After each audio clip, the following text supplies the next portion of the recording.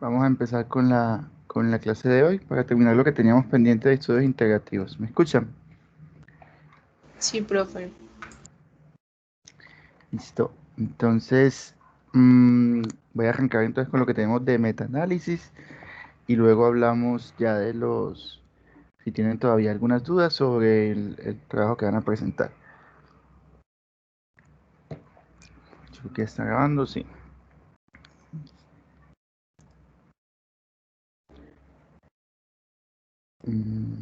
Por aquí quedamos.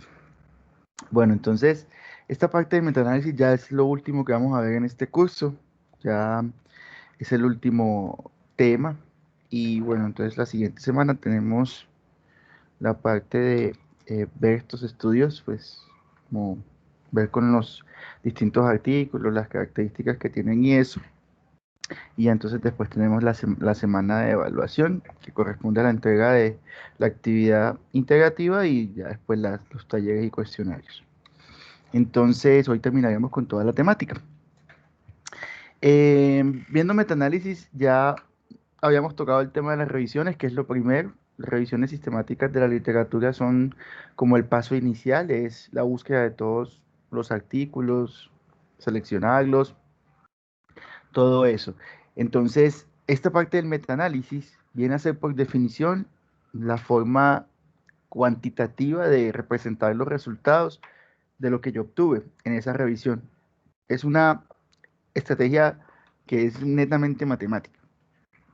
Es hacer unos cálculos para poder obtener una única medida global de efecto y poder resumir todo lo que obtuve de la revisión sistemática. Entonces, obtener una solita, un solo R, un solo RR.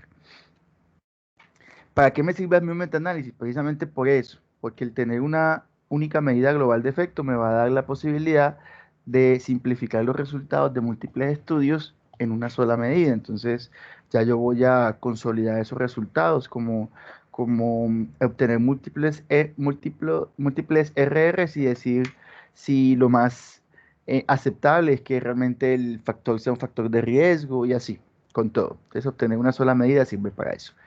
Por otro lado, que resumo los resultados, porque pues la revisión sistemática me va a dar información cualitativa, es como contar los hallazgos, pero acá con la parte matemática también obtendré otro tipo de resumen, que es esa misma medida global de efecto. Tratar de simplificar en un solo resultado todo lo que se encuentra en los otros estudios. También el metaanálisis tiene como sus obligaciones poder cumplir con la evaluación de los sesgos y los problemas que vamos a encontrar durante una revisión sistemática. Ya obviamente con estrategias matemáticas o con gráficos. Entonces vamos a tener que el sesgo de publicación lo podemos evaluar de forma estadística. Vamos a tener más claridad sobre eso. También la heterogeneidad la vamos a poder comparar, entonces vamos a ver los tipos de heterogeneidad y definir si se cumple la homogeneidad o no, entonces eso me va a ayudar también a entender el resultado. Por otro lado, el análisis de sensibilidad que me va a indicar si hay algún estudio que esté afectando la medida global de efecto más que los otros. Y también como cosa positiva, los metaanálisis, eh, digamos, se autoevalúan. Entonces tenemos pruebas estadísticas para evaluar la significancia de la medida global de efecto. Por tanto, yo voy a tener una forma de saber si ese resultado del metaanálisis si me funciona o no, si es útil para mí desde el punto de vista estadístico. Entonces, son bastante autocontrolados. Cuando yo miro en secuencia, empezando por el sesgo de publicación, yo hago la revisión sistemática de la literatura y puede que yo tenga una percepción de que encontré más artículos que hablen de un resultado que de otros. Hay más artículos que hablen, por ejemplo, de la letalidad del COVID que de la poca letalidad del COVID. ¿Sí? Entonces, el sesgo de publicación implica que tendemos a publicar más algo que nos interesa que algo que no. Entonces, es más llamativo hablar de la letalidad del COVID que hablar de que la letalidad en algunos grupos es muy bajita. Sesgo de publicación hace que encontremos cierta tendencia a encontrar publicaciones solo sobre algunos desenlaces, ¿sí? No encontramos los contrarios, que también pueden existir. Ese sesgo de publicación yo lo puedo evaluar de dos maneras cuando tengo los resultados de la revisión y el metaanálisis. La primera es una forma netamente estadística, que son las dos pruebas que aparecen aquí, la prueba de Egger y la prueba de Beck, que lo que van a hacer es comparar, ¿sí?, si estadísticamente es más favorable considerar que hay resultados que estén sesgados hacia un lado o si definitivamente no, si esos resultados están equiparables. Si nosotros tenemos el ejemplo de que un OR de 1 nos dice que no hay diferencias entre un grupo y otro porque pues da 1, básicamente el hacer el análisis del sesgo de publicación implica evaluar si hay tantos estudios que digan que el OR es mayor que 1, como estudios que puedan decir lo contrario, que el OR es menor que 1, que haya como cierta compensación. Puedo hacerlo a través de pruebas estadísticas, y esas pruebas lo que van a hacer es eso. Pero también lo puedo hacer de una forma visual, que es el funnel plot, que lo van a ver con un poco más de frecuencia. No siempre están las pruebas estadísticas, y cuando están, usualmente están interpretadas. Entonces, el investigador va a colocar que la prueba estadística para el análisis del sesgo de publicación indica que sí había o no había sesgo. Pero muchas veces lo van a encontrar solo de forma visual, ¿sí? La forma visual es una aproximación para uno poder entender si lo hay o no. Entonces, este es el funnel plot, esto es lo que van a ver como análisis del sesgo, y está partido en dos ejes, ¿sí? Está dividido en dos ejes que son los que nos van a orientar la formación del embudo, eso se llama funnel plot o gráfico de embudo, diagrama de embudo, y tenemos que entenderlos para poder saber por qué se forma esa especie de pirámide. Incluso puede ser horizontal. Si es horizontal es igualito, solo que cambia como la orientación. Pero entonces en el eje vertical, en este tipo de embudo, que es el que más vamos a ver, en el eje vertical se encuentra la precisión del estudio. La precisión del estudio lo que nos dice es que debemos pensar en que todo estudio basado en una muestra tiene un margen de error. Siempre que hay muestra, hay error. Entonces, a mayor tamaño de muestra, menos error estándar. Si vemos acá, sobre la línea dice error estándar, standard error. Y arriba vamos a ver un número 0 y abajo un punto 5 que son porcentajes, o sea, 0%, 50%. ¿Qué quiere decir eso? Que en el tope, en la parte más superior, están los estudios que tienen nulo error estándar o muy bajito.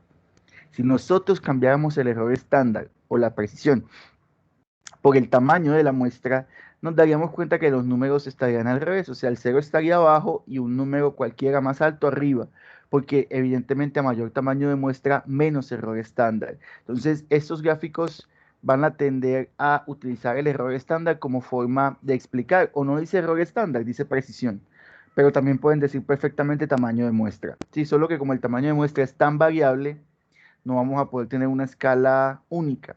Entonces, usamos el error estándar porque hay estudios que pueden tener 1%, 3%, 10% de error estándar y el mismo valor para todos. No va a cambiar. Entonces, la escala se conserva. En el eje horizontal hay otra escala. La escala del eje horizontal, que dice resultado del estudio, ya nos muestra la medida de efecto de cada estudio. Entonces, si miran ahí encimitas de la línea roja dice log del odds radio. Entonces, lo que vemos ahí no es el odds radio como ejemplo, sino que estamos viendo el logaritmo del odds radio. ¿Por qué? Porque también pasa como en el tamaño de la muestra. Van a tener estudios con un odds radio de 0.005 y van a tener estudios de 1 R de 50. Entonces no da chance de tener una escala suficientemente amplia para que visualmente se pueda comparar eso. Eso se pone muy complejo. Para poder solventar eso, lo que se hace es calcular el logaritmo de la medida, el logaritmo del odds radio de cada estudio, y ya entonces se ubica sobre la escala. Ya no vamos a decir que el OR de 1.5, sino que ese OR de 1.5, no sé cuánto dará el logaritmo, pero pónganse que es menos 0.63, algo así. Entonces, claro, va a quedar ubicado ahí en la escala en un punto diferente, mientras que los ORs más grandes pues van a quedar más arriba. Esa es la ventaja de usar logaritmos. Así me queda una escala más chiquita y es más fácil para mí comparar. Ya teniendo los dos ejes que voy a utilizar, entonces todos los estudios van a poder ubicarse en ese plano formado por esos dos ejes, porque todos los estudios van a tener un logaritmo de su medida del odds ratio, del RR, del HR, de la razón de prevalencias, del que sea, y además van a tener un tamaño de muestra y por ende un error estándar, ¿no? Entonces fíjense que hay estudios que quedan más abajito que otros, que tienen tamaños de muestra más pequeños, pero con distintos valores de OR. Entonces, aquí lo importante es entender que entre más bajito el tamaño de la muestra, es decir, más error estándar hay, el intervalo de confianza es mayor. Entonces, el funnel plot tiene una técnica en la que yo puedo calcular el intervalo de confianza aproximado de acuerdo a los estudios, a los valores de las medidas que voy obteniendo con los estudios. Entonces, voy a ir construyendo a partir del metaanálisis esta línea discontinua. Esa línea discontinua lo que me habla es del intervalo de confianza que yo espero tener y que va siendo conformado por los aportes que van haciendo los estudios. ¿Por qué? Porque aquí en el centro ustedes ven esta línea que dice línea de efecto global. Eso es lo que significa overall, efecto global. Esta línea es la marcada por el resultado del metaanálisis. Entonces el metaanálisis nos da un solo R que yo voy a ubicar en esta escala. Calculo el logaritmo del OR y lo pongo aquí. Esa es la línea de efecto global. Aquí está el valor de ese OR. Entonces, para esa línea de efecto global que sale de todos los estudios y de acuerdo al error estándar, yo puedo calcular el intervalo de confianza que voy teniendo, ¿sí? A medida que tengo menos error estándar. Así que voy a encontrarme que se forme un embudo. Ese embudo debe contener a los estudios. Hay estudios que hasta se saldrán de ahí. Queda muy por fuera del intervalo de confianza incluso de la medida de efecto global. Eso es pura matemática y unos conceptos estadísticos. Pero lo interesante de esto es que lo que les acabo de decir es más para que puedan entender a qué se refiere la construcción del embudo. Pero para el análisis del sesgo de publicación, a mí lo que me interesa es esto, los estudios y cómo están ubicados. Si yo hago un metaanálisis con todos estos 8 estudios que están acá y tengo una medida de efecto, que digamos es la global, que es la que lo resume a todos, yo debería en teoría tener la misma cantidad o más o menos proporcional de estudios del lado de la derecha que del lado de la izquierda. Eso implica que hay un balance entre los estudios que hablan de que la medida de efecto es mayor, como estudios que hablan de que la medida de efecto es menor. Imagínense que tuvieran el OR de 1, es solo un ejemplo. Ustedes deberían tener suficientes estudios que muestren que ese OR es mayor que 1, como estudios que puedan decir que no, realmente los hallazgos fueron de que el OR era menor que 1. O sea, eso puede pasar en la realidad, muchas veces sucede. Pero no siempre se publican estos de acá, sino que nos interesa solo los que dan más de 1. Entonces, he allí el sesgo de publicación, que se publican más estudios que favorecen una interpretación de la medida y no la otra. Habrá estudios como, por ejemplo, el famoso tema del cáncer de pulmón y tabaco, en el que usted sabe que muy probablemente le va a dar que el tabaco es un factor de riesgo para cáncer de pulmón. Entonces usted dice, ah, claro, me voy a encontrar un montón de estudios del lado de la derecha, porque definitivamente es un factor de riesgo. Voy a encontrar muchos estudios por acá que me hablan de que el RR es más alto y muy poquitos del otro lado. Usted lo va a entender porque usted sabe que realmente en teoría funciona así. O sea, no hay como error en ese sentido. Pero hay cosas que usted diga, deberían haber más estudios que digan lo contrario, porque sabemos que también puede pasar todo lo contrario. Entonces diga que acá hay un sesgo de publicación. Es decir, hay muchas más publicaciones que hablan de este lado que de este de acá. Listo. Igualmente si sucediera al revés. Debemos encontrar un balance entonces en la cantidad de estudios que hay de lado y lado. Esa es la idea del funnel plot. ¿Queda clara esta parte?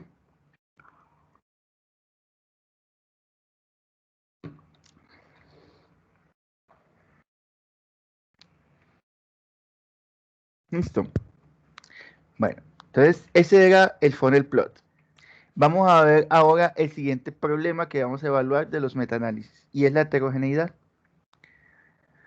Para entender la heterogeneidad, tenemos que pensar en dos tipos de ella. La primera heterogeneidad es clínica. ¿Qué significa? Que las condiciones de las personas o la forma como se evaluaron los resultados van a marcar una diferencia en cómo salen los resultados. Eso es clínico, o sea, es evidente, es por criterio. Si yo tengo un estudio que investiga una enfermedad, por ejemplo, gripa, y otro estudio que investiga COVID, voy a pensar que van a haber más muertos en el estudio del COVID, ¿cierto? Lo más probable. Pero a veces cuando tenemos un mismo tema, el cambiar un poquito la población también va a generar un cambio importante en el resultado. Por ejemplo, un estudio en el que se evalúe el desenlace de COVID en personas con comorbilidades y otro en donde se evalúe el desenlace de COVID, pero con personas que tienen prácticamente ninguna comorbilidad. Uno esperaría que entre los que tienen más comorbilidades haya más personas muertas. Entonces, si uno lo mira de esa forma, de entrada uno puede esperar que el resultado sea distinto.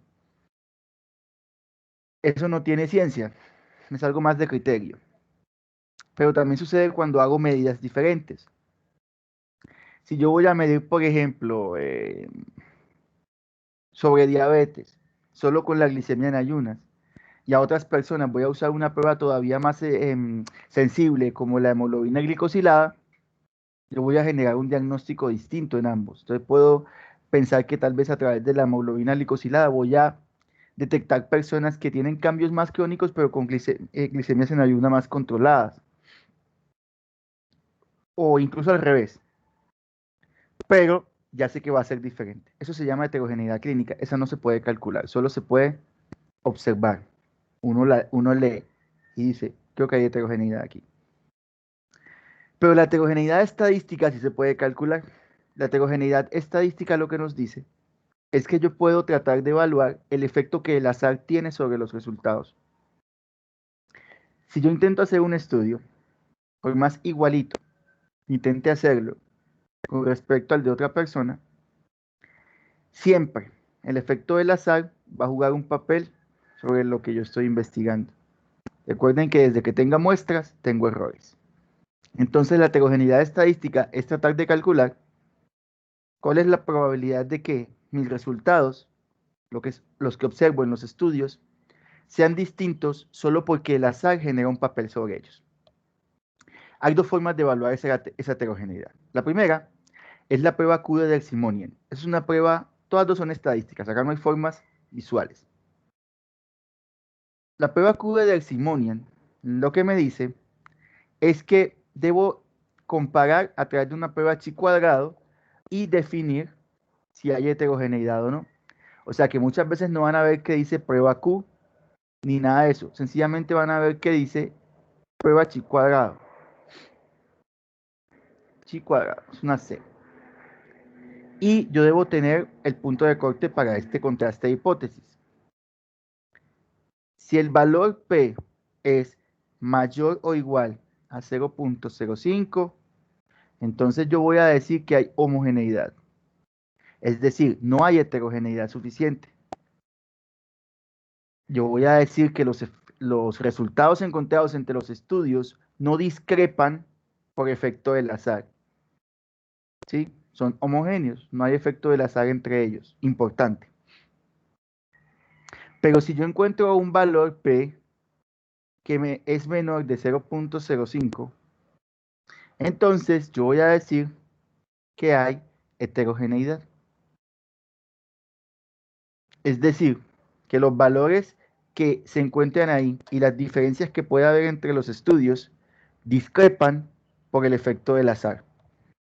O que se parecen incluso, pero por el efecto del azar. El azar está metido ahí. Eso va a marcar una diferencia, que vamos a ver enseguida. Pero hay otra forma de entender esto también, y es que se inventaron también un estadístico de prueba para calcular eso, y es el estadístico I al cuadrado. El estadístico I al cuadrado lo que dice es que yo voy a tener unos puntos de corte, pero en forma de porcentaje.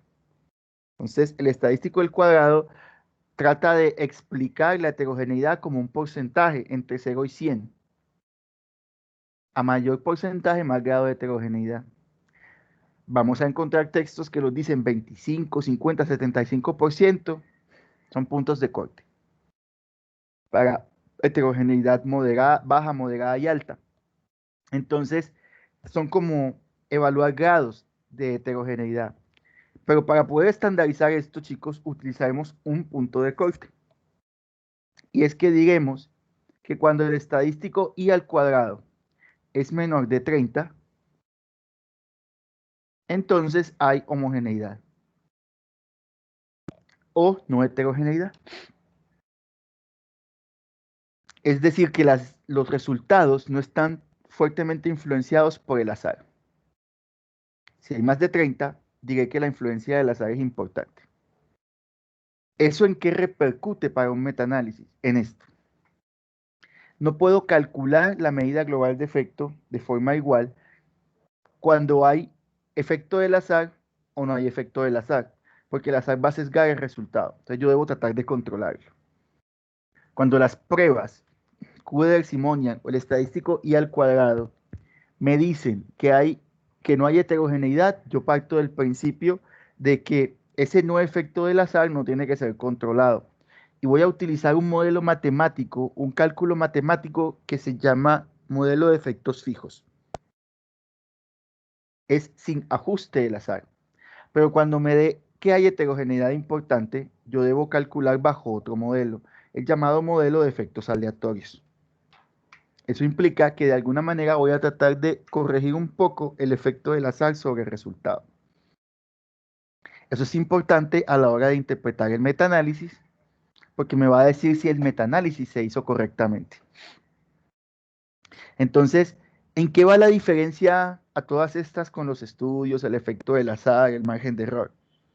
Va, como dice la segunda viñeta grande, que a mayor tamaño de la muestra, yo me voy a equivocar menos, hay menos error. Y a mayor tamaño de la muestra y menos error, probablemente voy a tener intervalos de confianza más chiquitos. Entonces los estudios de mayor tamaño de muestra e intervalo de confianza más estrecho van a tener mucho más peso para el metaanálisis. Así que yo voy a darme cuenta que en el metaanálisis realmente no todos los estudios aportan igual. Como dice la última viñeta, el resultado es como un promedio ponderado, más o menos. ¿Qué es un promedio ponderado? Es como sacamos las notas en la universidad. Ustedes tienen una actividad que vale 40%, otra que vale 30% y otra que vale 30%. Entonces, cada actividad tiene un peso. Entonces, el valor que aporta a la nota final es proporcional al peso de cada actividad, la ponderación. O en el promedio del semestre, tienen muchas materias que son muy distintas entre sí, pero cada una tiene una ponderación y aún así podemos sumar lo que cada una aporta a la nota final, independientemente de que inglés es diferente a institucional, a respiratorio, a cardio y a epidemiología.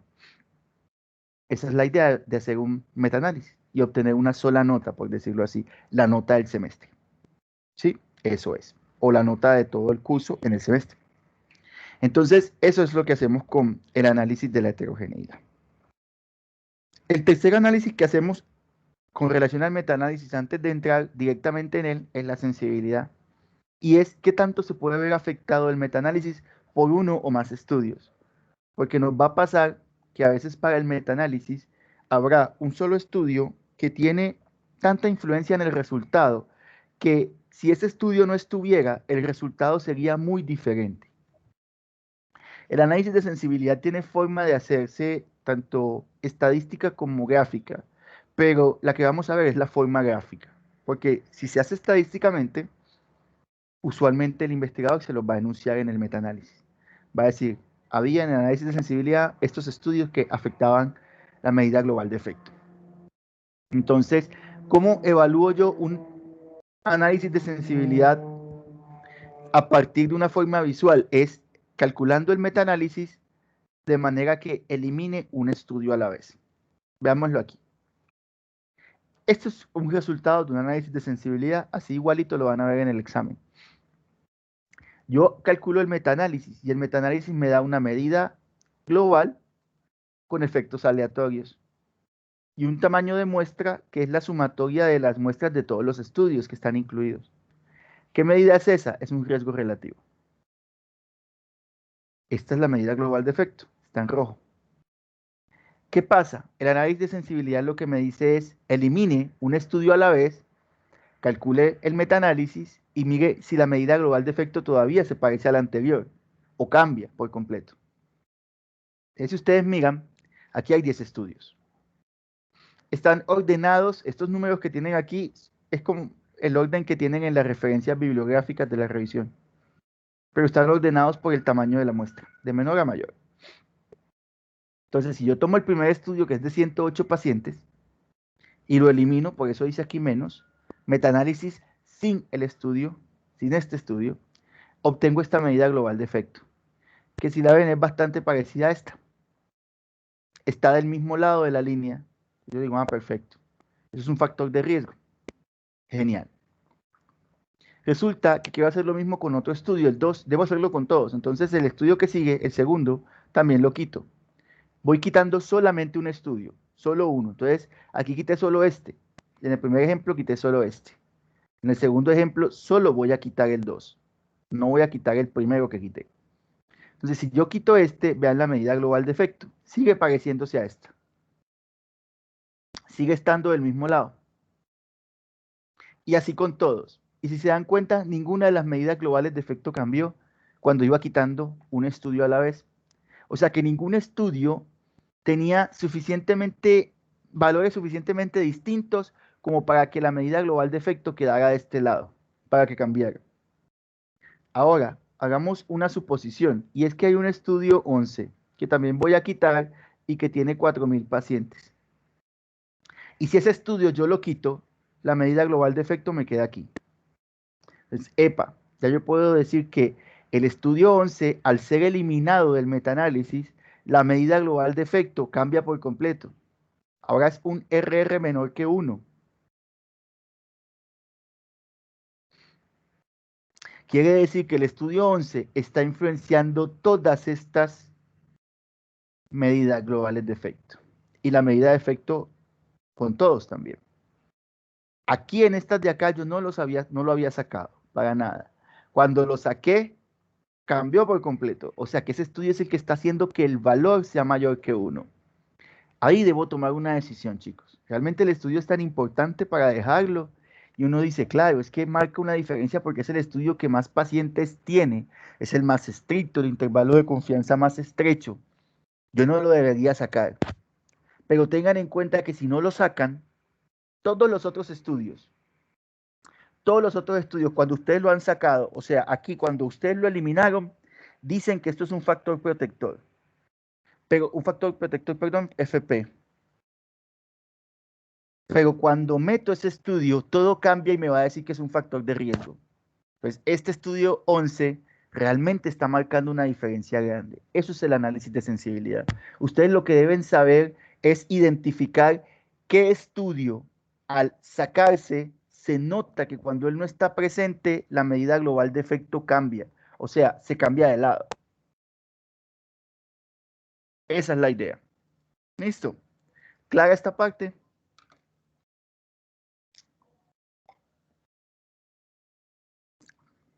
Sí, profe, pero entonces, digamos, en los que están ahí en el ejemplo, no se podría establecer cuál quitar, ¿no? Pues porque todos dieron lo que tú decías, un resultado parecido, ninguno hizo que se fuera del otro lado. Exacto. En este análisis de sensibilidad, lo que te está diciendo es que sacando de a uno por uno, ninguno realmente no cambia la medida global de efecto. Por tanto, ninguno está arrastrando estos resultados hacia acá. ¿Sí? Ninguno lo está arrastrando. Todos, igual si tú quitas a cualquiera, la medida global de efecto queda igual. Entonces no tendrías por qué quitar a ninguno. Esa es la idea con esto. ¿Qué les puede pasar? Que encuentren una medida global de efecto aquí y ustedes digan, claro, si saco ese estudio, incluso la medida queda del otro lado o queda no significativa. Vean que toca la línea del 1 o queda totalmente del otro lado también. Eso es lo que debemos buscar acá, ¿sí? Como digo yo muy coloquialmente, que me voltee la arepa. Yo aquí tengo una medida que es significativa, no toca el 1 y es un factor de riesgo. Pero si sacando algún estudio se me cambia para el otro lado, epa, ese estudio ya era el que estaba haciendo que todo quedaba del lado contrario. Eso es, nada más. Ok, Profe, yo no profe, entendí gracias. algo. ¿Cómo? Yo no entendí algo cuando decías que se debía sacar entonces el estudio y que entonces quedaba como un factor de riesgo, un factor protector. Pues me puedes volver a explicar eso, por favor. Claro, lo que tú estás viendo acá es un RR. Estás obteniendo una medida global de efecto, una sola medida para todos los estudios.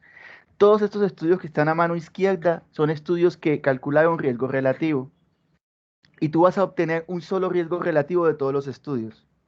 Todos tienen un riesgo relativo. Cuando tú obtienes la medida global de efecto, tienes un solo riesgo relativo. Este riesgo relativo dio mayor que 1, míralo. Riesgo relativo mayor que 1. Un riesgo relativo que sea mayor que 1 está diciendo que los expuestos tienen más riesgo que los no expuestos. Entonces, esto te está hablando de que la exposición es un factor de riesgo. Si tú sacas un estudio, cualquiera, y al sacarlo se te cambia la medida global de efecto, perdón, y te queda del otro lado, estás viendo lo contrario. Estás obteniendo un RR menor que 1, mira, 1 menor que 1. Y cuando un RR es menor que 1, tienen más riesgo los no expuestos que los expuestos, ¿recuerdas? Entonces estás cambiando el concepto y estás diciendo que, en resumen, la exposición que estás estudiando es un factor protector en esos estudios. ¿Sí? Ese es creo que lo que preguntas. Pero ¿en dónde está la relevancia de eso? Dime. Sí, profe, te iba a decir que sí, que era eso. Ajá. ¿En dónde está la relevancia de eso? Está en que precisamente quitaste ese estudio 11, lo quitaste, y si lo quitaste ya todo cambió. ¿Por qué cambió? Claro, porque ese estudio tiene tanto calibre, o sea, tiene un RR tan robusto con un intervalo de confianza tan cortico, tiene tanto peso en el metaanálisis que cuando él está presente te deja esta medida global de efecto.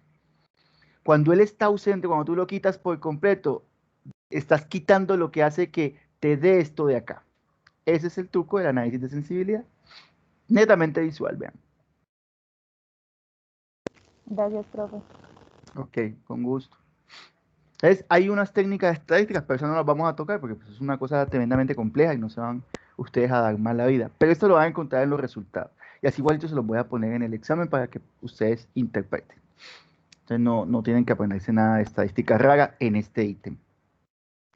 Entonces, ya vieron tres cosas. Sesgo de publicación, el funnel plot, que así se los voy a poner. Heterogeneidad, que muestra un valor, así se las voy a poner, y sensibilidad, que es como un gráfico, así se los voy a poner. Pero yo puedo ver eso también en el forest plot. El forest plot, llamado gráfico de efectos o de bosque también, es lo que va a resumir gran parte del metaanálisis. Esto es un forest plot. ¿Sí? Esto es lo que ustedes van a encontrar en todo metaanálisis. Lo que verdaderamente es un forest plot es esto. Perdonen que me quede torcido. Esta parte de acá. Eso es el forest plot. Es la comparación visual entre unos resultados y otros. ¿Sí? Entonces, cuando vean una imagen de este tipo, eso es un forest plot. Pero para un metaanálisis necesitamos colocar información adicional para poderlo entender. Ya les voy a desglosar estos resultados, a qué se refieren, para que los podamos entender la nomenclatura de un resultado de un metaanálisis. Vamos a partir primero por filas. Entonces, si lo vemos como fila, esta primera parte me va a dar la información de la revisión sistemática de la que sale el metaanálisis. Entonces, la revisión no se llama así, es el nombre corto, glucocorticoides en laringotraqueitis. Quiere decir que yo voy a utilizar distintos glucocorticoides para tratar el CRUP o laringotraqueitis, a ver cómo le va a la gente. Sí, pero ¿qué es lo que quiero yo medir? Si la gente se muere, se ahoga, va para UCI o qué. La comparación, que es lo que yo voy a medir, son readmisiones. Es decir, que la gente vuelva a entrar al hospital. O sea, la laringotraqueitis es en niños. Estamos hablando de niños. ¿Cuál es el desenlace realmente? Entonces el desenlace es que la gente vuelva a ingresar entre 24 a 48 horas después. ¿Listo? Yo voy a evaluar readmisiones, sí, pero 24 a 48 horas después. Eso es lo que voy a cuantificar. La segunda fila solo tiene los nombres de las columnas. Esto no me interesa tanto, pues son los nombres de las columnas. Cuando veamos las columnas lo veremos. La tercera fila incluye ya lo que son los estudios. Entonces, este metaanálisis que está acá está partido en dos. Está partido por subgrupitos, porque no estudia el mismo medicamento, estudia varios medicamentos. Entonces, por ejemplo, acá tiene 0,1 que me está diciendo, esta es la primera parte, y un 0,2 que me dice la segunda parte. Pero si solo estuvieran comparando dexametasona, solo habría un pedazo, entonces no tendrían divisiones. Es lo mismo, chicos, es lo mismo. Solo que a cada pedazo del metaanálisis se le da una ponderación. ¿Sí? Es como el 50% de una parte y el 50% del metaanálisis es otra. Entonces, esta parte 1 y 2 son iguales, solo vamos a ver que van a cambiar cuando hay más de un grupito, pero es lo mismo. Entonces acá voy a encontrarme en esta línea todos los estudios. Por ejemplo, aquí me dice el nombre del autor y el año en que hizo el estudio. Y además hay autores que a veces en la revisión tienen varios estudios. Entonces, por ejemplo, Johnson, que de hecho aparece, 2 estudios de Johnson aparecen en el resultado del metaanálisis. Entonces hay uno que tiene una letra A. Eso es para diferenciar, ¿sí? Que el autor tiene varios estudios en la publicación, en la revisión sistemática, perdón. Entonces hay uno en el 96 y otro en el 98. Ya esta cuarta parte acá, esta de aquí, nos habla de un total. Aquí dice subtotal porque me está hablando de este pedacito nomás, la parte de dexametasona, que es un glucocorticoide. Pero si no fuera así, este pedazo de acá sería igual a este de acá. Es lo mismo. Resume la medida global de efecto. Pero como está partido, cada pedacito del metaanálisis va a tener su propio pedazo de este, ¿sí? En el que voy a ver la medida global de efecto obtenida. Entonces, en este pedacito de acá, que pudiera ser perfectamente uno solo, no tendría por qué tener más grupos, eso depende del metaanálisis, me voy a encontrar que está la información sobre la medida global de efecto, ya no sobre los estudios, sino la medida global de efecto que obtuve. Entonces, primero me va a mostrar el número de personas en cada grupo, ya lo vamos a ver en las columnas, y me va a mostrar los resultados de la prueba de heterogeneidad, chi cuadrado, aquí lo dice, chi cuadrado. Entonces recuerden que la prueba chi cuadrado la vamos a interpretar con su valor P, y si es mayor de 0.05, diremos que no hay suficiente heterogeneidad o que hay homogeneidad. Y si es menor de 0.05, vamos a decir que hay heterogeneidad. Aquí es mayor o igual a 0.05. Como es mayor, entonces yo digo, no hay suficiente heterogeneidad. Y cuando no hay suficiente heterogeneidad, yo debo usar un modelo de análisis de efectos fijos, ¿cierto? Cuando hay heterogeneidad, uso un modelo de efectos aleatorios. ¿Dónde sé yo qué modelo utilizaron? Acá. Siempre debe decirlo en esta parte. Pero como bien pueden ver, no dice por ningún lado qué modelo utilizaron. Aquí hay un truco. Y es que cuando el modelo es de efectos fijos, pueden oponerse. Si el modelo es de efectos fijos, acá no va a decir nada. Si el modelo es de efectos aleatorios, siempre debe decir. Como se usó un modelo de efectos fijos y de hecho concuerda con el valor P de la prueba chi cuadrado que dice que no había heterogeneidad, no tiene por qué decir modelo de efectos fijos. Se sobreentiende que es así. ¿Listo? Pero siempre acá debe decir. Si yo les pregunto qué modelo se usó, ustedes lo deben buscar acá. No dice, es un modelo de efectos fijos. Dice que es fijos. Perfecto. Pero si no dice, es fijos. Siempre que sea aleatorio, debe decir aleatorios. Pero si les pregunto qué modelo se debía usar, es diferente. Me deben decir, según la heterogeneidad, la prueba de heterogeneidad, qué modelo se debía usar. Esto no, perdón. ¿Qué modelo se debía usar? Listo, es diferente. Por otro lado, tengo la prueba de efecto global o de la medida de efecto. O sea, yo obtengo un solo riesgo relativo. Uno solo. Ese riesgo relativo es significativo, o sea, es estadísticamente válido para mí, no tiene mucho sesgo, me puede dar tal vez muchos valores distintos. Entonces la prueba de efecto global, que es esta de aquí, que también dice overall effect, tiene también un valor P.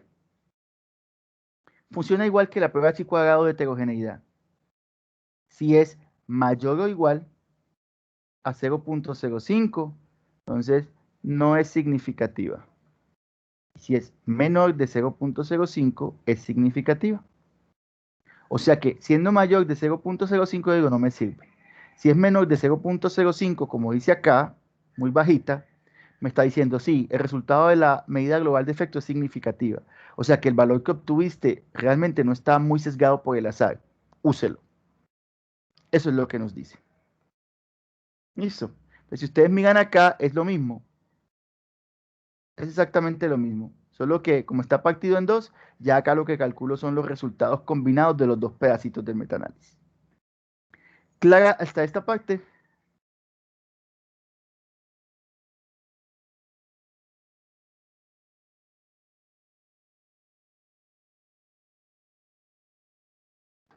Sí, profe.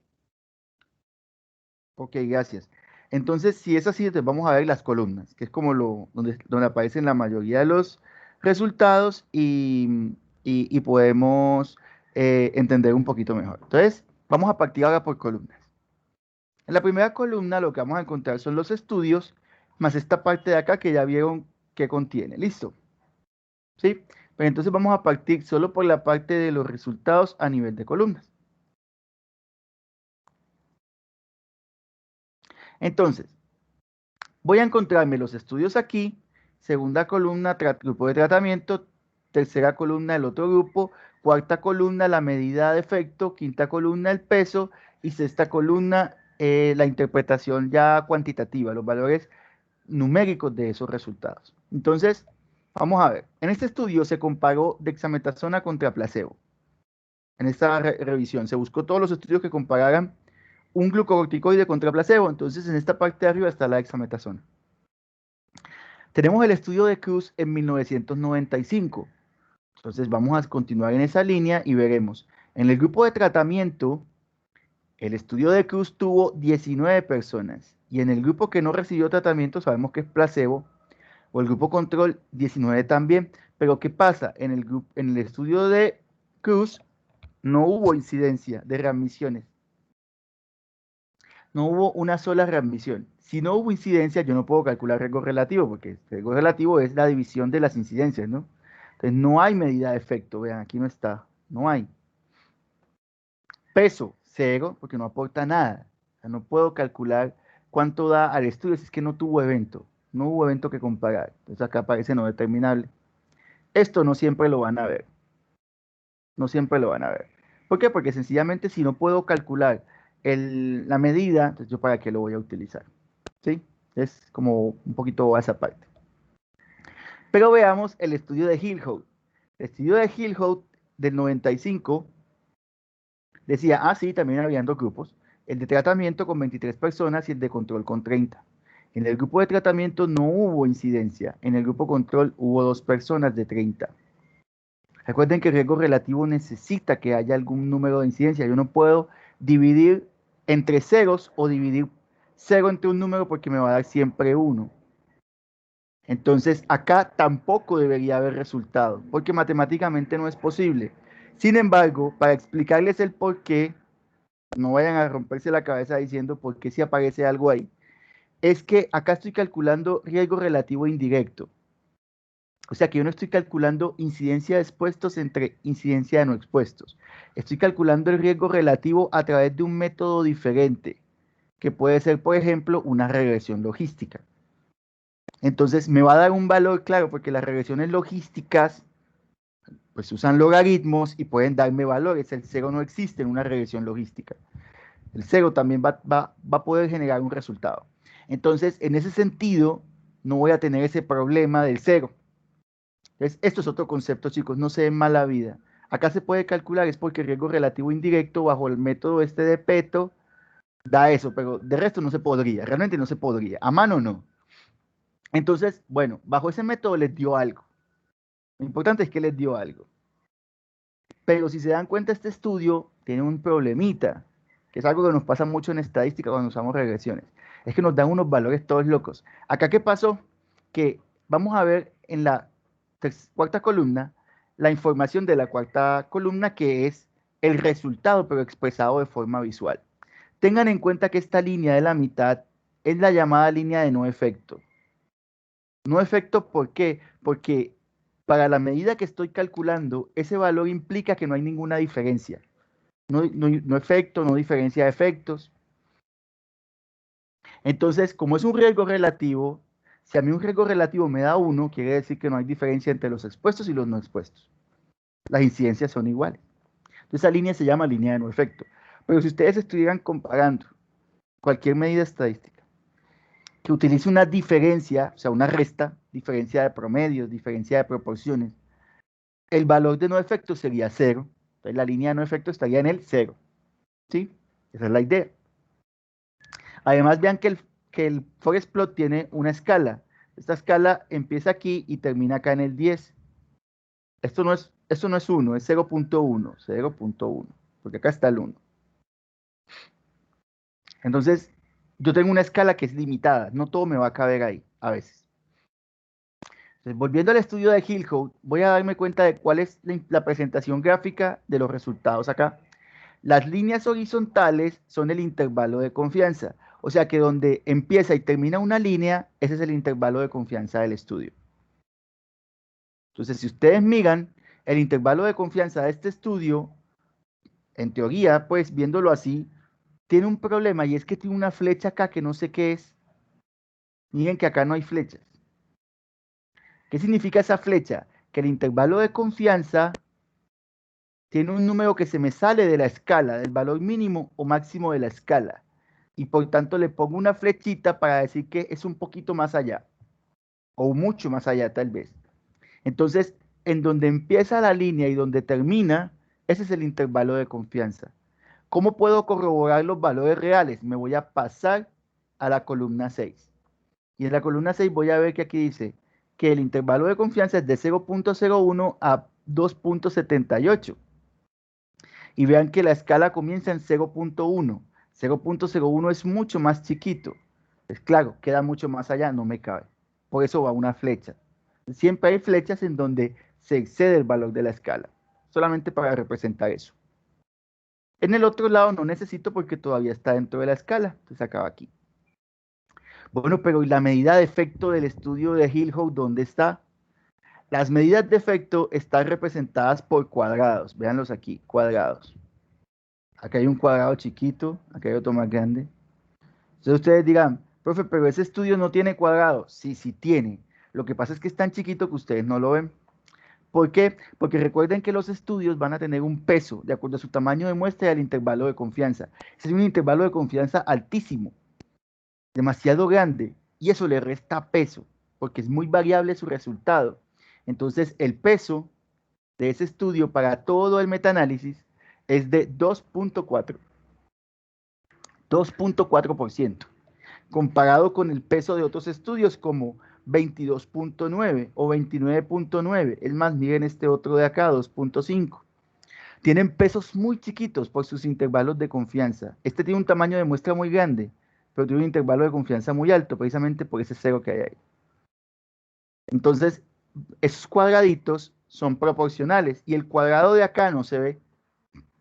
Pero nuevamente, si van a la columna 6, van a ver los valores matemáticos, 0.17. Eso viene a ser como por aquí, más o menos. 0.17. O sea, el riesgo relativo de este estudio es de 0.17 y su intervalo de confianza va de 0.01 a 2.78. Son todos los valores que pueden tener. Este de acá es lo mismo y también por eso no se ve el cuadrado. Y los cuadrados de estos dos son parecidos, los más grandes. Son parecidos. Entonces, si yo busco el centro del cuadrado es el equivalente a la medida de efecto de ese estudio. Entonces yo puedo decir que en este estudio de Johnson, en el de arriba, más o menos la medida de efecto sería que 0.70 y algo, más o menos. Ah, bueno, aquí está, 0.60. Entonces yo puedo visualmente comparar o sencillamente buscar el valor exacto, pero la comparación visual es para saber cuál tiene intervalo de confianza más grande, cuál pesa más, es solo para hacerlo visual. Por eso les digo que el forest plot verdaderamente es lo de la mitad. ¿Sí? Y estos son tan relevantes, estos dos, que sus cuadrados son parecidos. Pero además nos aparece esta figura de acá, estas figuras, los rombos. Parecen como unos ovnis. Los rombos son la forma que se usa para representar la medida global de efecto. Un rombo tiene dos vértices en el centro, véanlos aquí. Así que los rombos vienen a ser igual que las líneas horizontales. solo que en forma de rombo. Los dos vértices del centro van a indicar en dónde cae la medida global de efecto. O sea que la medida global de efecto es de punto 30 y algo. Ok, entonces veamos aquí. Punto 26 es el RR global. Y además los extremos, los vértices de los lados, son los extremos de las líneas horizontales, es lo mismo. Entonces yo voy a decir que este empieza por aquí y que el intervalo de confianza termina por acá. Entonces acá puedo ver los valores reales. Punto 15 y punto 46. Pero es solo para verlo visual, para hacerlo visual. Entonces fíjense que todos estos estudios de acá van a terminar siendo resumidos solo por esta medida global de efecto. Y esta medida global de efecto está por debajo del 1. Lo que quiere decir que el grupo tratamiento, o sea, exponerse a un glucocorticoide como dexametasona es un factor protector contra el desenlace readmisiones. Y vean que está muy lejos de la línea de no efecto. Y de hecho, ya vieron que me dice que es estadísticamente significativa. O sea que yo puedo decir con tranquilidad que este metaanálisis lo que me concluye, usando solo la parte de arriba, no voy a meterla de abajo. Lo que me concluye es que usar dexametasona es mejor que usar placebo para prevenir los reingresos por laringotraqueitis en 24 a 48 horas. Entre las primeras 24 a 48. Perdón, entre 24 y hasta 48 horas. ¿Ok? Si yo hiciera el análisis de sensibilidad, yo pudiera sacar estudios a ver si esta medida de efecto se me voltea para el otro lado. Y me dice que al contrario, cuando uso esteroides es peor. Eso es lo que intento ver. Pero esto es, en resumen, todo el forest plot. Pues hay que cacharrearlo un poquito para ir cogiéndole el tiro. ¿Preguntas sobre esta parte?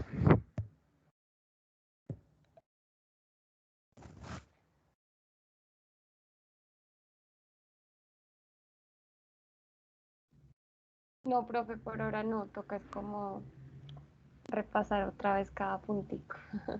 Sí, sí, claro.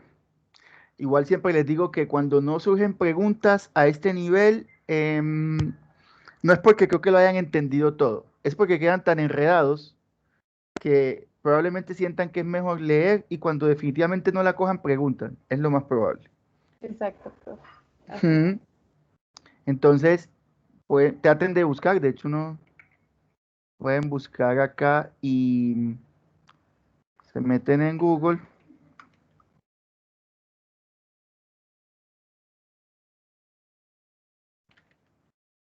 Metaanálisis. Y les van a aparecer en algunos forest plot. De hecho, muchos de estos también son preguntas del examen. Son fotos que yo escojo aleatoriamente o escriben forest plot.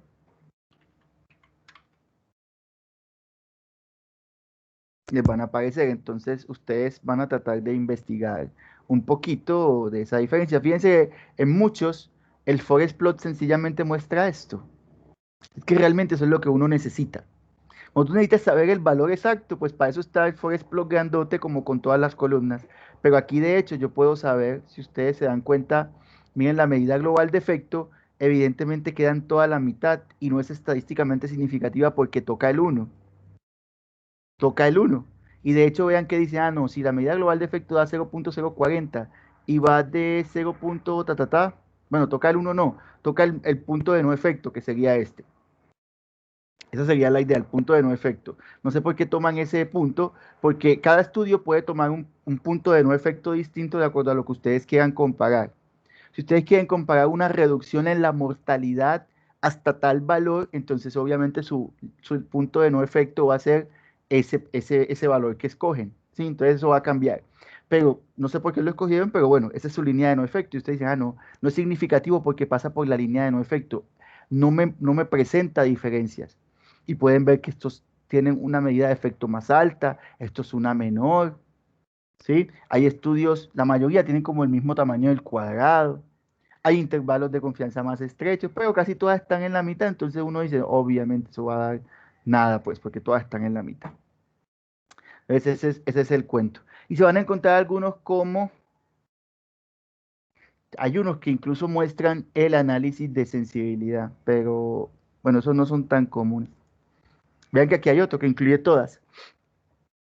¿Sí? Entonces él les muestra la línea de no efecto que es cero, porque es una diferencia.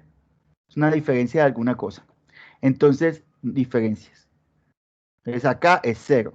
Y les muestra esta línea roja, que eso es un invento del demonio, se lo inventan ellos. Es una línea adicional que ponen para mostrar la línea en la que cae la medida global de efecto, como para que ustedes vean la distancia, pero eso es bobada, no es necesario.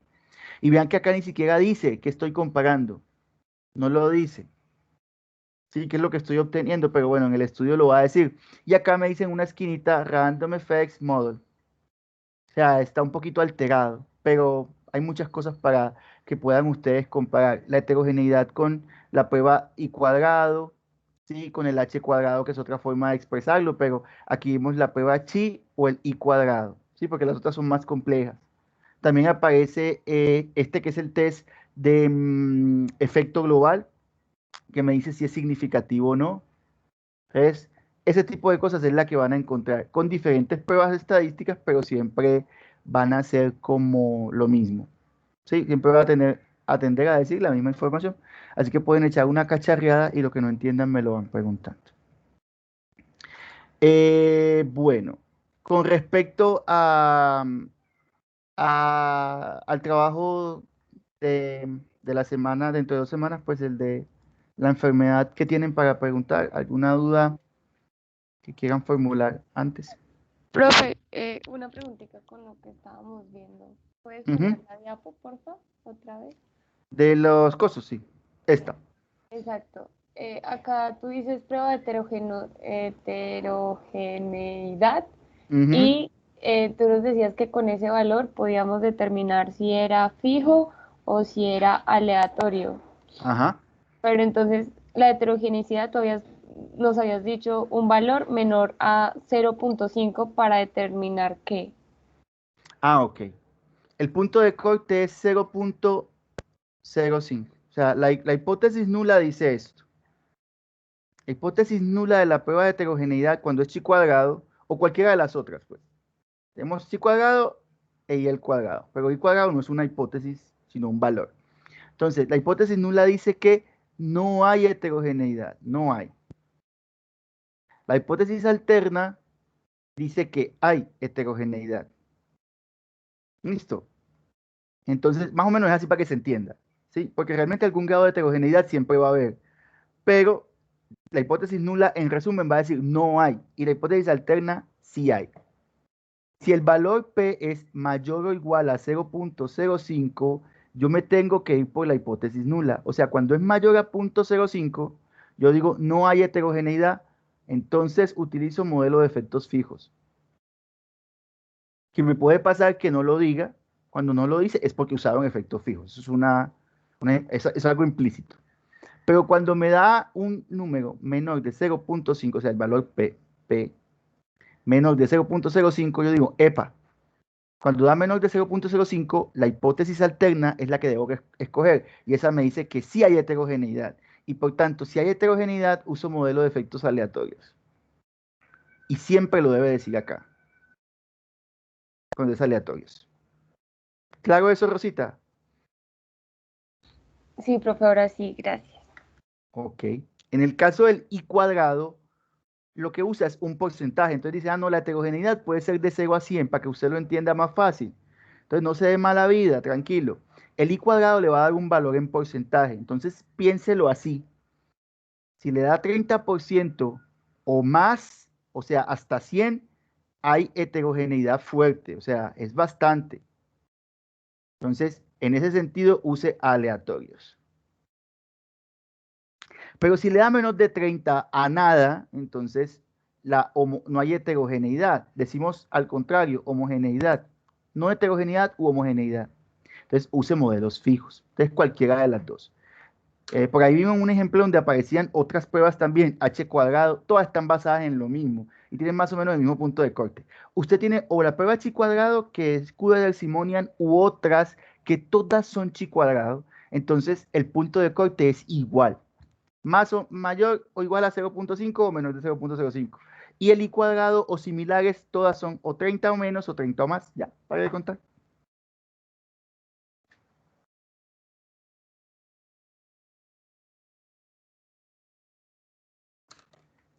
¿Más preguntas por allí?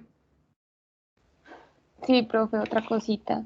En Ujú. el sesgo de publicación te habías dicho que hay varias formas de evaluarlo y ponías el forest plot, pero también estaban las pruebas de Beck y Egger. ¿Esas casi no se utilizan?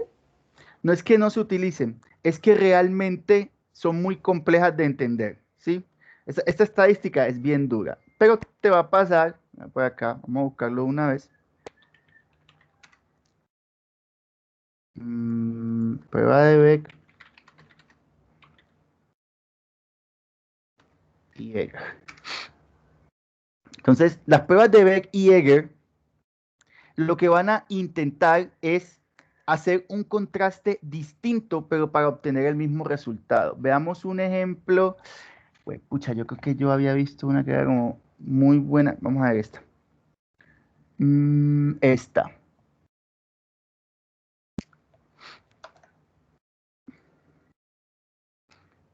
¿De quedó? Esa es la prueba de Egger. Entonces, ¿qué es lo que quiero hacer yo con la prueba de Egger? También la puedo visualizar y también da un estadístico. ¿Cuál es la idea de la prueba de Egger? Que yo voy a intentar comparar el efecto estandarizado, es decir, la medida de efecto que obtuve contra el error estándar, pero a través de una forma lineal. Entonces, yo voy a estimar que para ciertos grados de error estándar y el OR, RR o lo que sea que obtuve, debo generar una regresión lineal. Lineal es que es una línea perfectamente recta, ¿sí? Por la que voy a dividir unos estudios que favorecen un efecto hacia arriba o un valor menor del efecto, ¿sí? Entonces, cuando yo tengo esto, es como partir el embudo, pero a través de una línea de regresión. ¿Qué es lo interesante del embudo? Que cuando tú tienes el embudo te da el aspecto de que todos los estudios deben estar como en esta pirámide, ¿cierto? La prueba de Beck y Egger no trabajan con un estadístico, pero basado en una línea de regresión. Entonces, me salen son los puntos así, y a veces no es tan fácil de entender visualmente como sería el entender el de embudo, que es este. Entonces, en el de embudo, siempre vas a tener la tendencia a formar un embudo. Y cuando el embudo esté mocho, Rosita, tú vas a decir, del lado donde el embudo esté lleno es donde hay más artículos. Entonces, si por ejemplo este embudo, es que no puedo taparlo, yo tampoco tapando la pantalla. Si pudiera tapar este pedazo de aquí y no hubiera estudios, tú de una dices, ese plot le falta el pedazo de la derecha. Entonces tú dices, ah, claro, es que la mayoría de estudios están favoreciendo los OR mayores o los RR mayores. Entonces, visualmente el funnel plot es mucho más fácil de entender que obtener este. ¿Por qué? Porque la línea de regresión no es estándar, Rosita. Las líneas de regresión son calculadas. O sea que así como es esta línea, tú puedes tener una línea que sea totalmente derecha, más inclinada, más hacia abajo, ¿sí? De pronto puede haber otro ejemplo por acá. Y uno se embolata más la vida. Ah, bueno, miren el ejemplo de un funnel plot asimétrico, que así les puede salir en el examen. Este es el ejemplo. Si tú dices, eso tiene que parecer un embudo, me dijo el profesor. Tiene que parecer un embudo. Si no parece un embudo, le falta un pedazo. Vean, le falta un pedazo. ¿Y qué dice la literatura? Figura 4. Dice, puede verse cómo faltan estudios que están hacia el lado de falta de efecto. O sea, hacia el lado izquierdo del embudo. Y por tanto se presenta solo lo que tiene resultado positivo. Es decir, cuando uno considera que el efecto, que hay diferencias estadísticas, que el efecto es así. Pero el de fíjense que hay otra línea, este.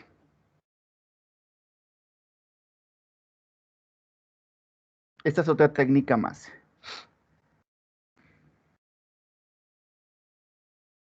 No es que de que hay varias, pero pues es bueno mostrarles para que vean la diferencia.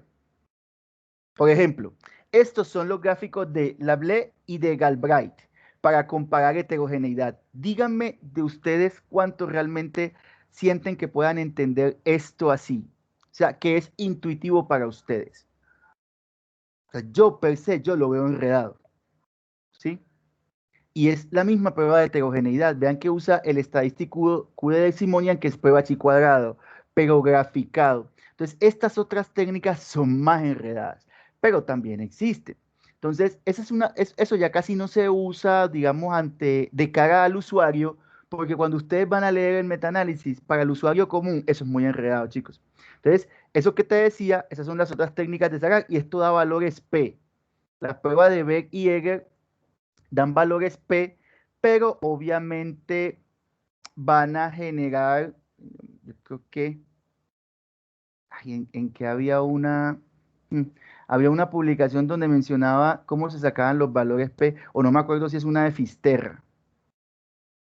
Me acuerdo si es una de Fisterra. Bueno, en este momento no la tengo, pero te muestra cómo se calculan. Y es que realmente es mucho más complejo que graficar el diagrama de embudo. Entonces hay cosas, vean que hay formas, esa es la forma de calcular la heterogeneidad con el estadístico Q. Entonces, obviamente es más enredado para uno. Esto es la forma para calcular los modelos de efectos fijos o aleatorios. Entonces, esta parte, chicos, para ustedes sería muy dura, ¿sí? De hecho, para la mayoría de médicos no entenderían eso.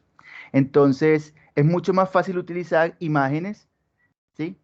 Para poder hacer comparaciones sin tener que recurrir a los estadísticos que pueden ser muy complejos. Vean, aquí está un embudo que es horizontal. De pronto hasta se los pongo así en el examen. Es lo mismo, solo que es horizontal y tienes que conservar la misma forma del embudo. Si ustedes voltean la pantalla, va a ser el mismo embudito. Entonces, sí, claro, hay otras formas.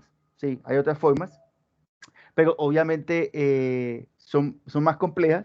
Entonces, las que más comúnmente vamos a encontrar son esas rositas. Ok, profe, gracias. Mucho gusto. Vamos a ir por ahí. Profe, yo tengo una pregunta, pero es sobre el taller. Cuéntame. Bueno, es que para el punto que es sobre calcular como sensibilidad, especificidad y los valores predictivos, pues uno tiene que buscar un artículo. Entonces, nuestro grupo tenía la pregunta, pues en el artículo, cómo coger los valores para eso, hay que coger y formar las tablitas. Ajá. Entonces, pues como si sería correcto armar las tablas sobre la vacuna, pues nuestro tema es el tétano, sobre la vacuna y como ¿cómo se llama eso? Como los refuerzos. Ajá. Porque pues método diagnóstico así que uno diga como pues el diagnóstico, ve, sí, el diagnóstico no es como que se haga una prueba o así, sino que es algo más clínico. Claro. Entonces, para ver si, pues, cómo es la sensibilidad y todo, pues, la seguridad de las vacunas y los refuerzos. Ok. O tiene que ser con pues, porque si fuera con un diagnóstico, no sabríamos cómo hacerlo, porque, pues, sería como con algo profiláctico, pero en las profilaxis dicen que, pues, según como la herida que tenga el paciente, ¿cierto? Entonces, si llega con una herida que se ve como limpia, pues igual ponerle la vacuna. Pero si es una herida que se ve que es tetánica, ponerle la vacuna y la gamma globulina pues tetánica. Entonces no sabíamos cómo, con cuál o qué. Entonces para ver si nos asesorabas como por ese lado. Sí. De hecho, yo no me acuerdo de tu grupo quién me preguntó, creo que fue una mujer. Creo que fue una mujer con la que hablé. Pero entonces, el Sí, tema es el Monse. siguiente. Ajá. ¿Qué sucede, chicos? Vean. Cuando me preguntaron, me dijeron, no, profe, pero eso no tiene pruebas diagnósticas. Hombre, decir que no hay prueba diagnóstica por una enfermedad es decir que no podemos diagnosticarla en medicina realmente. Todas las enfermedades tienen pruebas diagnósticas, chicos, todas, todas. Si usted me dice que el paciente está en posición de opistótonos, eso es una prueba diagnóstica para el tétanos, ¿sí? Entonces, que no hayan estudios comparando la posición de opistótonos o no sé, cualquier otro signo clínico que se te ocurra de una enfermedad con un estándar de referencia para diagnosticarlo es otra cosa, porque lo que no usamos son pruebas de laboratorio para tétanos. Para diagnosticar tétanos no, porque el diagnóstico es meramente clínico, pero yo pudiera calcular incluso de alguna manera cuál es la sensibilidad, por ejemplo, ¿sí? de la posición de opistótonos para el tétanos, comparado con evaluar, no sé, la presencia de toxina en sangre. ¿Sí? Yo pudiera hacer eso, pero no tiene lógica porque tétanos es muy evidente. Entonces las pruebas diagnósticas no son siempre para diagnosticar la enfermedad, ojo, son para cosas de la enfermedad. Entonces yo le decía a tu compañera que puede aplicar para otras enfermedades. Es que cuando ustedes van a poner el toxoide tetánico no pasa nada, eso vale 1.000 pesos. Pero si tienes que ponerle una inmunoglobulina hiperinmune, eso es diferente, cuesta mucha plata. y no la puedes pedir así porque así. Entonces tienes que saber a quién se la vas a poner. Entonces, tu prueba diagnóstica no está en determinar si tiene tétanos o no, es si amerita ponerle o no un refuerzo del toxoide y además la inmunoglobulina. Entonces yo les decía que buscaran artículos que compararan eso, que de hecho yo sí los encontré. Entonces hay artículos en donde se compara el uso de una prueba rápida para medir anticuerpos generados por el toxoide tetánico con vacunación. De tal manera que los títulos medidos en prueba rápida te digan a ti si realmente hay necesidad de reforzar la vacuna o de colocar el suero hiperinmune. Entonces, en ese sentido, la prueba diagnóstica que deberían aplicar es esa. ¿Sí? Es que el paciente te diga, sí, la vida está muy fea. Bueno, sí, pero es que eso es muy subjetivo, ¿no? Si yo me caigo jugando fútbol en un lodazal, pues obviamente la vida va a estar muy fea. Pero de ahí a que me dé tétanos, pues, eso es como complejo. Entonces hay unas pruebas rápidas para eso. ¿Encontraron estudios de pruebas rápidas, Marisabel? Sí, profe, son como estudios recientes, pues Eso. como que eso es como lo último, Que eso es muy nuevo, porque imagínate. así como tú dices, cosas de laboratorio no se hacen, era un diagnóstico clínico, pero sí estábamos viendo como un test para los anticuerpos tetánicos. Claro. Y era lo No. mismo que si salía, entonces se tenía que ver si necesitaba refuerzos y pues son hasta como 5 refuerzos y ya. Ujú. Ah, ves, entonces ahí lo tienen. Entonces, en esos estudios que están comparando la prueba rápida, que ellos llaman dipstick, ¿cierto? Un dipstick, y comparado contra una prueba más estándar que creo utilizan ELISA, ¿cierto? Usan ELISA para comparar. Esa es tu prueba diagnóstica. La ELISA es el gol estándar y el otro es la prueba rápida. Entonces, lo que te está diciendo es si da la misma positividad con la prueba rápida como lo marcaría con el ELISA. ¿Sí? ¿Y qué decisión se toma con eso? Eso es de lo que ustedes van a sacar sensibilidad, especificidad, comparando ese dipstick contra la ELISA para los anticuerpos contra el tétanos. Eso fue lo que les comenté. Entonces, fíjense que no todo es siempre aplicado exactamente al diagnóstico de la enfermedad. No, tiene variantes. Listo, profe, y eso se puede sacar de diferentes artículos. Pero yo te recomiendo que use uno solo. De hecho, la recomendación, yo no sé si les anoté ahí, si se los anoté así, pero si ya tú sabes que existe una prueba rápida para diagnosticar esos anticuerpos, y tú dices, esta es la prueba que se está testeando, esa prueba tiene que tener un estudio, Marisabel, tiene que tener alguno, porque si no ni existiera, el nombre ni te apareciera en internet. Entonces, búsquense el nombre de esa prueba, y cuando la empieces a buscar en internet, no tienes ni que buscar en PubMed ni en nada, porque el mismo fabricante de la prueba te dice cuál fue la sensibilidad y la especificidad. Es más, ellos tienen que publicar la tablita en el inserto. El ejemplo es del COVID. Las pruebas rápidas para COVID no existían, en absoluto, eso no existía. Se las inventaron en el transcurso de la pandemia. Entonces, si tú compras una prueba rápida para COVID, de hecho pueden hacer la búsqueda. Prueba rápida de antígeno para COVID, la marca que quieran. Y buscan en el fabricante tiene un inserto, es como un PDF que es el mismo que viene dentro de la cajita. Y el inserto les muestra la sensibilidad y la especificidad de cuando la prueba se probó. Entonces, algunos de ustedes han tenido tan buena suerte que fuera de encontrar el artículo, en el artículo no solo está la tabla, sino los resultados. Le calculan todos los indicadores. Válido. Yo les he dicho, si tú lo quieres volver a calcular, pues si hay un error, hágale. Pero realmente debes interpretarlo, entonces no hay ningún problema. Pero algunos no. Entonces, cojan la tablita, porque lo más que te va a decir a veces es sensibilidad, especificidad, y esa tablita que te muestra el fabricante, tú dices, bueno, en este artículo o en este inserto de la prueba aparece esta tablita, comparada con el estándar que está. Por ejemplo, en las de COVID aparece comparada la prueba rápida contra la PCR-RT para COVID. Entonces, te dicen, la sensibilidad y especificidad fue esta.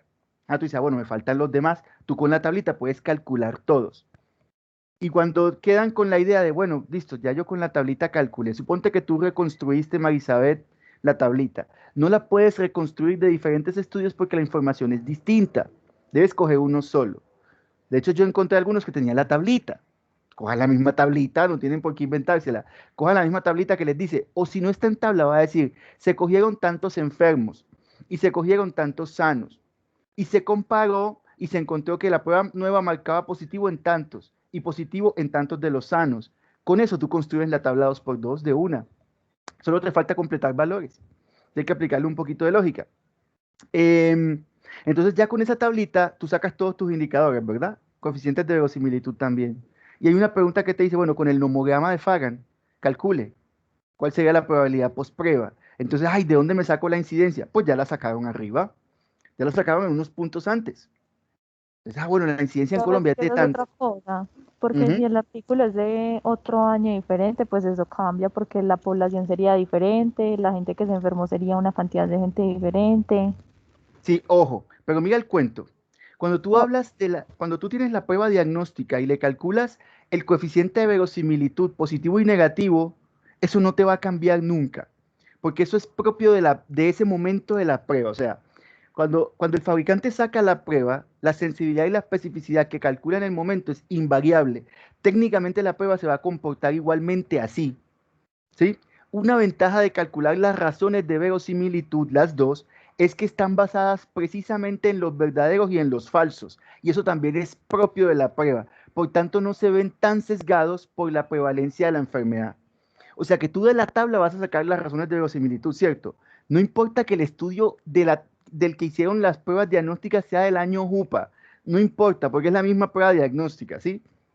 Lo único que vas a hacer es relacionar esos coeficientes de verosimilitud que sacaste ahí con la incidencia o prevalencia de la enfermedad que ya tienes.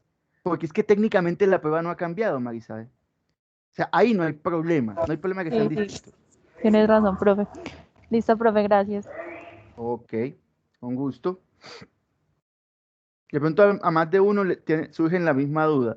No, no, recuerden que la razón de verosimilitudes, esas razones no son sesgadas por la prevalencia de la enfermedad y que están basadas en los verdaderos positivos y los falsos, que básicamente es lo que va quedando de la sensibilidad y especificidad, y esos son propios de cada prueba. Entonces, si una prueba tiene unos indicadores como sensibilidad y especificidad y valores de verosimilitud que ustedes pueden sacar de la tabla, eso no va a ser muy variable.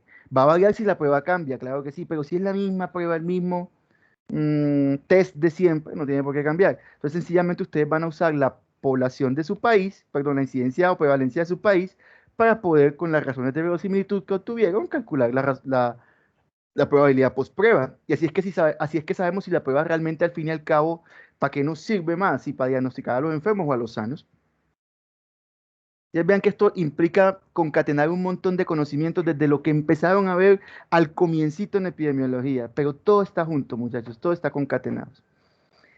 Además, como les puse ahí en el texto, por favor, en la parte de los criterios de Austin Bradford Hill, ¿sí? Hay una parte que dice que tienen que poner un estudio. Bueno, sí, pero la idea es que utilicen ejemplos reales y de alguna parte los tienen que sacar.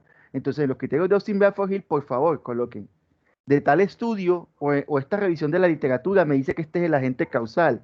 Entonces, coloquen ahí la referencia, pongan el vínculo, menciónenla para yo poder saber de dónde la sacaron y revisar. Porque ustedes se pueden inventar el ejemplo válido, pero la idea es que sea algo real. Porque si no, pues cualquiera se inventa un ejemplo, ¿no?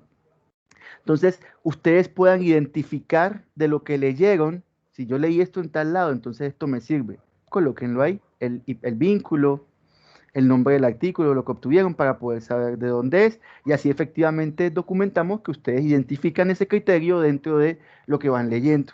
Eso es el ejercicio. Si un solo artículo les sirve para documentar todo, perfecto. No hay ningún problema, no tienen por qué ser varios. Pero pues probablemente para algunos criterios como consistencia tendrán que ver otros y verificar si realmente múltiples estudios dicen la misma cosa. O en analogía también, si múltiples estudios interpretan la exposición o lo que sea como factor de riesgo protector siempre. En fin, ahí sí pueden requerir un poquito más.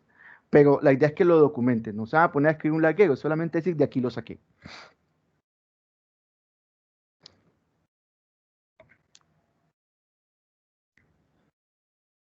¿Algo más por ahí?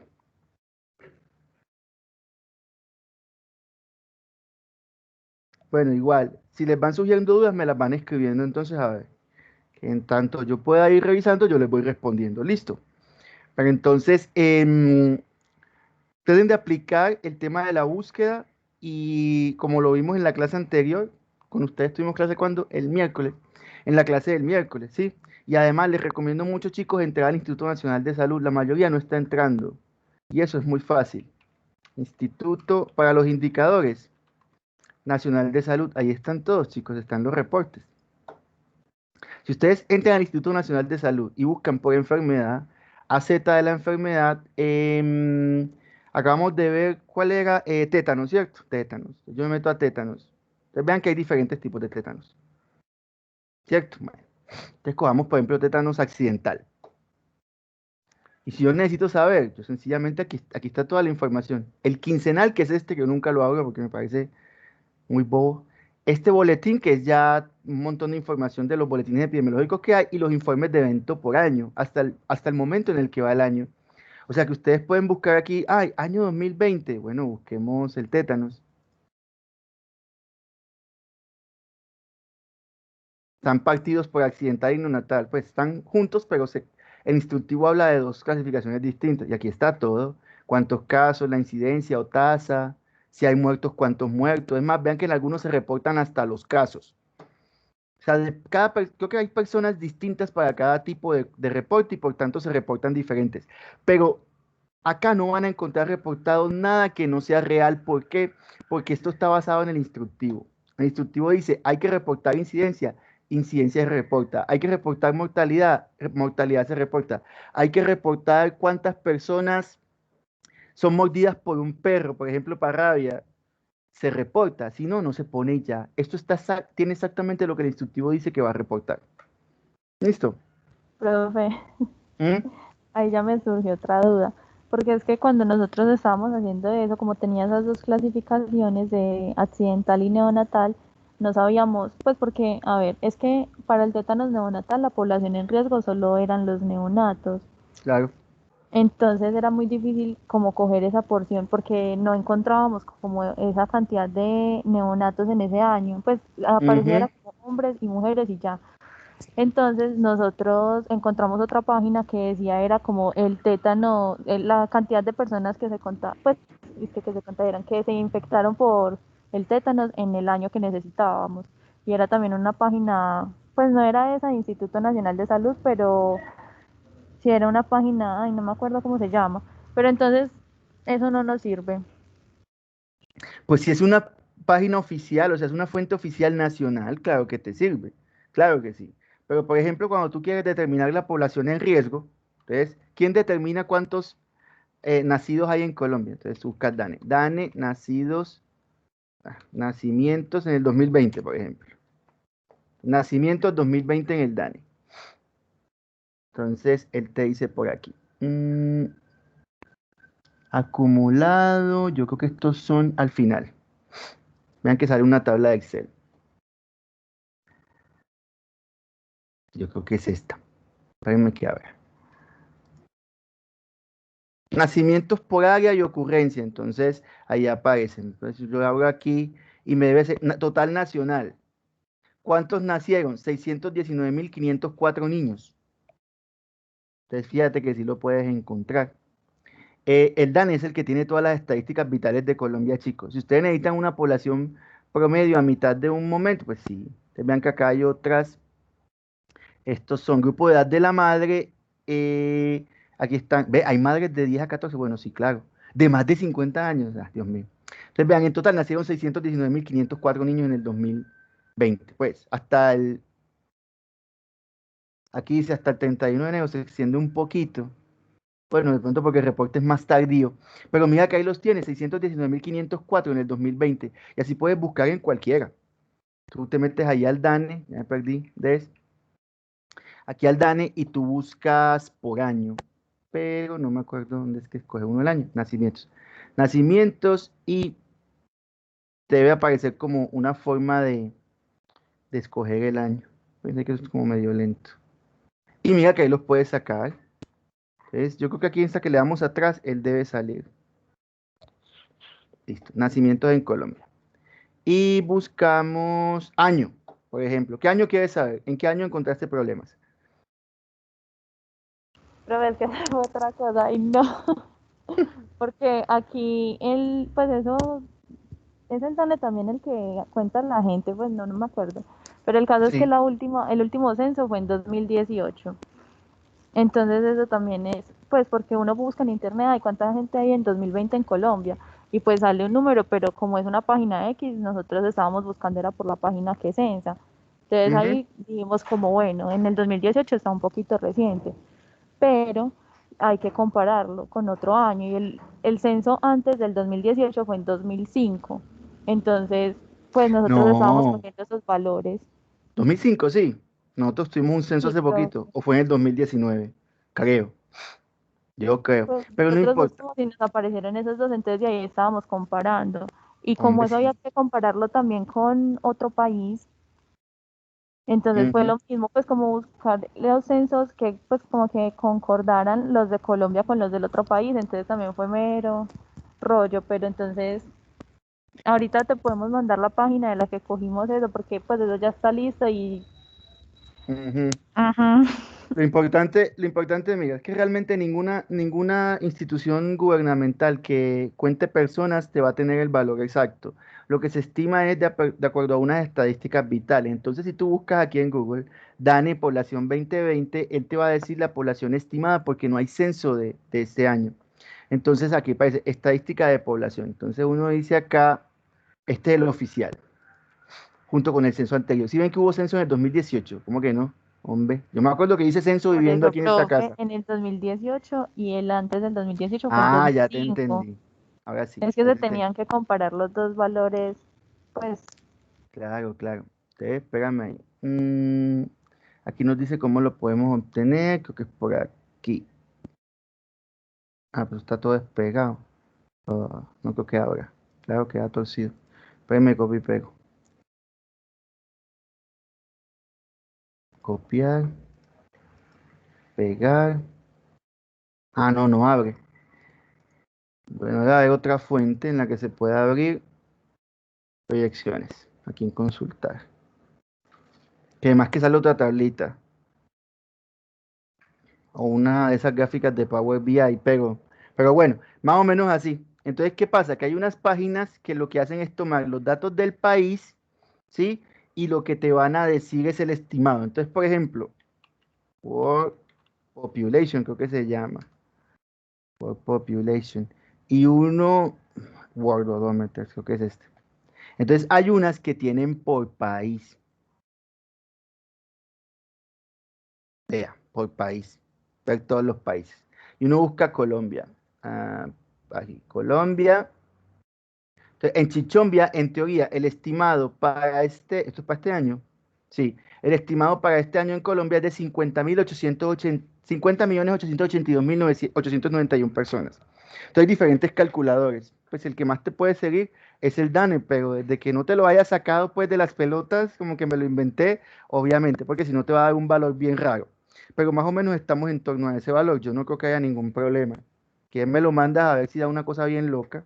Pero casi listo, profe. Es por ahí que yo creo que no nosotros hay no lío. habíamos cogido ese aproximado porque, pues, ahí en ese aproximado hay gente que no existe. Entonces, como Sí, pensábamos que eso como que podía alterar como el resultado, entonces, no, por claro, eso tú fue. nunca vas a saber. Sí, sí, nunca vas a saber cuál es la población exacta porque nunca los puedes censar a todos. Hasta los censos son aproximados. Lo importante es que no te pases demasiado. O sea, 25 millones a 50, es obvio. O 5 millones, es obvio. Entonces, ¿por qué él dan estima, chicos? Para que lo vayan sabiendo. Porque cuando un presidente se monta al gobierno, él tiene que conocer eso y otros indicadores para poder plantear su plan de gobierno. Si el DANE no contara a la gente, no pudiéramos calcular el plan de desarrollo. Los planes de desarrollo no pudieran tenerse en cuenta, porque ¿cómo vas a saber a cuántas personas van a aplicar los planes de desarrollo? ¿A cuántas personas le vas a dar salud, educación? ¿O a quiénes les vas a quitar, le vas a cobrar los impuestos, por ejemplo, para cubrir a otros? Entonces siempre tiene que haber alguien que cuente, pues, porque si no, no hay manera. Así no hay quien resuelva el lío. Bueno, ahí tienes Listo, otras profe, muchas herramientas. gracias. Dale, con mucho gusto. Y para nosotros igual, pues si les sirve de algo, perfecto. De todas maneras, como les digo, me van escribiendo si alguna cosa. Bueno, tengan buen fin de semana. Ahí estamos hablando entonces, nos vemos la otra semanita. Cuídense pues. Profe, una preguntita, ¿tú estás dando Ceci, asesorías? Sí, hola. realmente espacio de asesorías no tengo, ¿sí? Entonces, lo que les he dicho es que cuando tengan dudas me van escribiendo y vamos viendo si realmente necesitamos buscar un espacio de asesoría que cuando van quedando como tiempos libres entre las clases aprovechamos, así como ahorita, antes uno va aprovechando. Por eso les he dicho que vayan formulando sus preguntas. Porque si que tengo un espacio solo es más complejo. Entonces no sé si qué tan grande sea tu duda. No, pues era como para, o sea, como reunirnos contigo y como todo el grupo, pues todo el grupito, obviamente. Ah, sí, claro, pues en este momento estamos en horario de clase. Si quieren, colgamos la llamada, se reúnen en el grupo y me hacen una llamada por el No, Teams. o pues ya sería entonces como el miércoles o el viernes de la otra semana. Ah, bueno, listo. Sí, si es por el trabajo y necesitan tener todo más adelantado, mucho mejor. No tiene sentido que tengan las cosas muy mochas, se enredan más. Entonces me avisas. Sí. Ah, listo, profe. Bueno, pues, Gracias. vale, con gusto. Chao, pelados. Chao. Chao, profe, gracias. A ustedes, chicos.